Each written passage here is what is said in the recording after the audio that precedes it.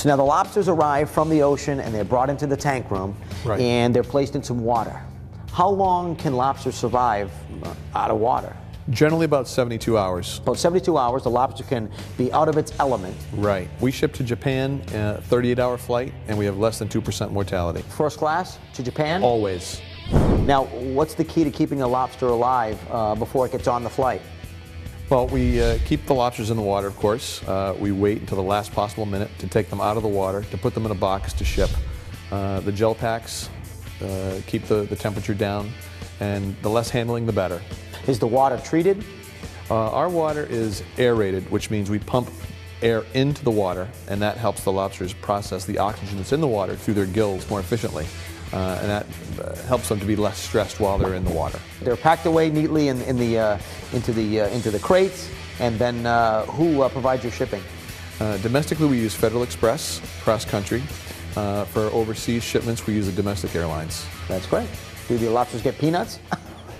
So you have the Lobster Trap seafood distribution where you ship lobsters, and now obviously we are sitting in the Lobster Trap restaurant. Right, the Lobster Trap restaurant and retail has been here for the 36 years that the wholesale's been here. It's traditional clam shack with clam shack fare, but a lot of untraditional items that you wouldn't normally expect to get at a clam shack. And that's what Chef Dan provides. Right, Chef Dan's signature crab cakes with Asian slaw, a panko crusted chicken, a baked stuffed sole with Newburgh sauce. You don't typically see that. In July he was rolling sashimi rolls. Which is a form of sushi. Right, with plenty of wasabi. With plenty of wasabi.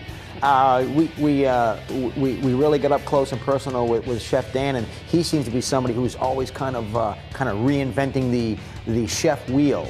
Dan is always out there on the cutting edge. He has a lot of friends who work at country clubs, city high fancy restaurants, white tablecloth restaurants, so he's always in on what's new.